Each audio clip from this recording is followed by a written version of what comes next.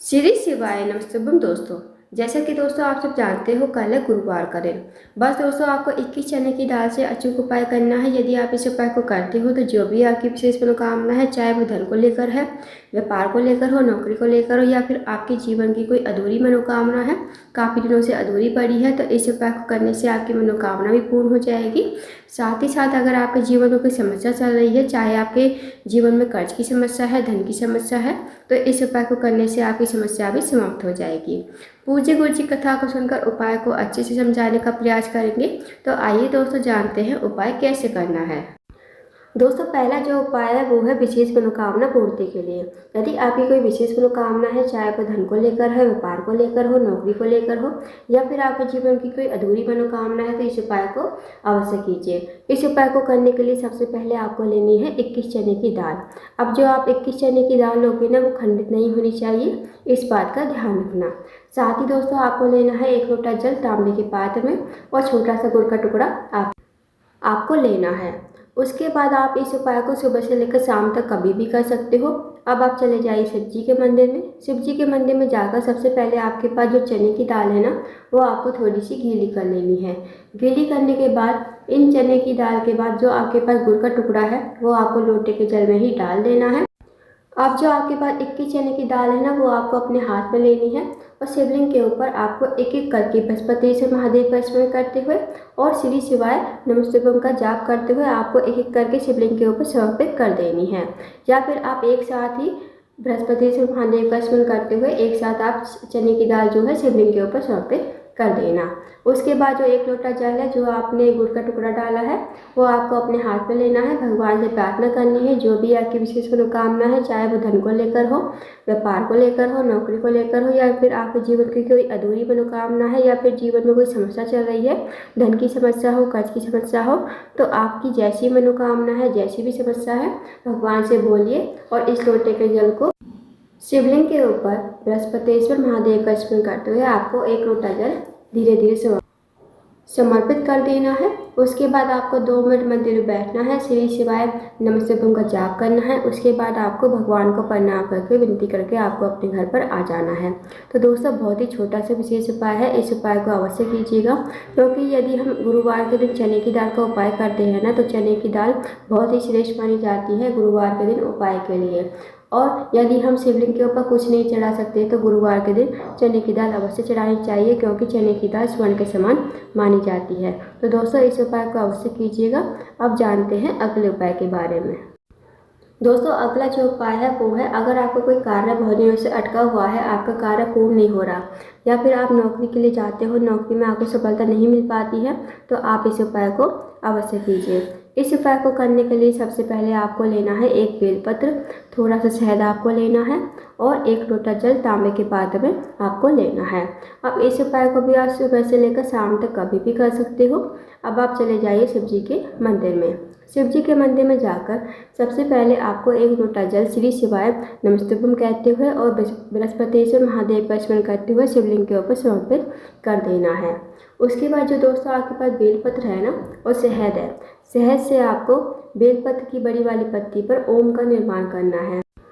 जो आपकी अनामिका उंगली होगी ना, छोटी उंगली के पास वाली उंगली, अनामिका उंगली से आपको बड़ी वाली पत्ती पर, बेलपत्र की बड़ी वाली पत्ती पर ओम का निर्माण करना है शहद से, और जो बाकी की 2 पत्तियां हैं उन पर मात्र आपको एक एक बिंदी लगा देनी है, और जो भी शहद बचेगा उसे आपको बचा लेना है। अब आपको इस बेलपत्र को लेकर जाना है शिवलिंग के पास, और ये आपको अपनी मनोकामना कहते हुए, जो भी आपका कार्य अटका हुआ है, बहुत दिनों से पूर्ण नहीं हो रहा है, तो अपनी मनोकामना बोलिए, और इस बेलपत्र को शिवलिंग के ऊपर श्री शिवाय नमस्तुभ्यम कहते हुए आपको समर्पित कर देना है।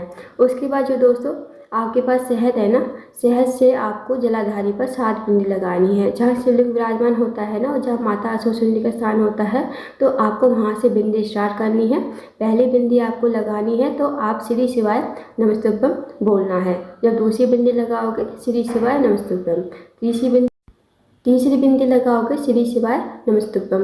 मतलब दोस्तों आपको 7 बिंदी लगानी है, 7 बार आपको श्री शिवाय नमस्तुभ्यम कहना है। आपको बिंदी जो है जहाँ शिवलिंग विराजमान है वहाँ से स्टार्ट करनी है, और जहाँ जलाधारी का एंड है वहाँ पर आपको समाप्त करनी है। और दोस्तों एक बात का और ध्यान देना, जब आप बेलपत्र शिवलिंग के ऊपर समर्पित करोगे ना, तो जो बेलपत्र की डंडी का मुख होगा ना, वो आपको जलाधारी की तरफ होना है, जहाँ से जल नीचे बहकर गिरता है। इस तरह आपको बेलपत्र समर्पित करना है। उसके बाद आपको 2 मिनट मंदिर में बैठकर श्री शिवाय नमस्ते ओम का जाप करना है। फिर आपको भगवान को प्रणाम करके विनती करके आपको अपने घर पर आ जाना है। तो दोस्तों बहुत ही अचूक विशेष उपाय है, इस उपाय को अवश्य कीजिए। आप जानते हैं दोस्तों अगले उपाय के बारे में। अगला जो उपाय है दोस्तों वह है रोग मुक्ति के लिए। यदि आपके घर में कोई व्यक्ति काफ़ी दिनों से बीमार पड़ा है, उसकी जो बीमारी है दूर होने का नाम नहीं ले रही है, तो आप इस उपाय को अवश्य कीजिए। इस उपाय को करने के लिए सबसे पहले आपको लेना है 1 लोटा जल, साथ ही आपको लेनी है 1 बेलपत्र। अब जो आप बेलपत्र लोगे ना, वो कहीं से कटी फटी खंडित नहीं होनी चाहिए, इस बात का विशेष ध्यान रखना। अब आप इस उपाय को सुबह से लेकर शाम तक कभी भी कर सकते हो। अब आप चले जाइए शिव जी के मंदिर में। शिव जी के मंदिर में जाकर सबसे पहले आपको 1 लोटा जल श्री शिवाय नमस्ते ओम कहते हुए शिवलिंग के ऊपर धीरे धीरे आपको समर्पित कर देना है। उसके बाद जो आपके पास बेलपत्र है ना, वो आपको अपने हाथ में रखनी है, सीधे हाथ में, और भगवान से उस रोगी व्यक्ति के लिए प्रार्थना करनी है जो रोगी व्यक्ति आपके घर में काफ़ी दिनों से बीमार पड़ा है।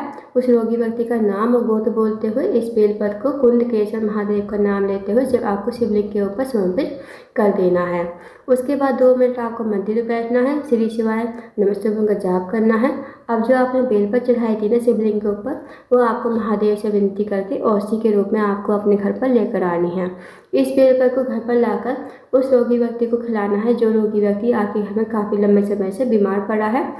उसको आप कुंडकेश्वर महादेव का नाम लेते हुए ही इस बेलपत्र को चबा चबा कर खाने को कहना है।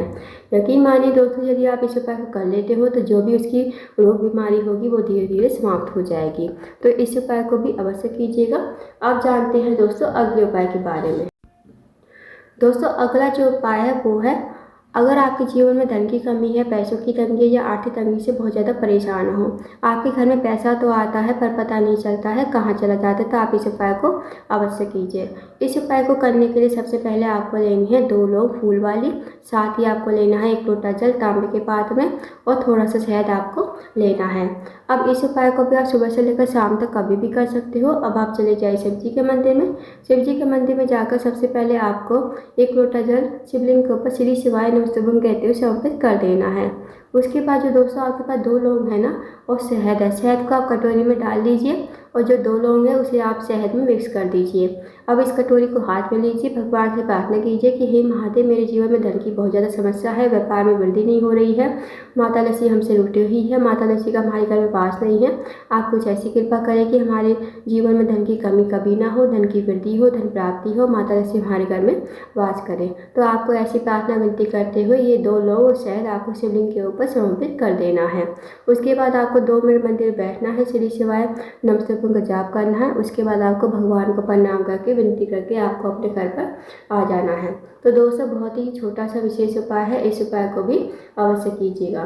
तो दोस्तों ये थे कुछ विशेष उपाय जो आपको गुरुवार के दिन करने हैं, इन उपाय को अवश्य कीजिएगा।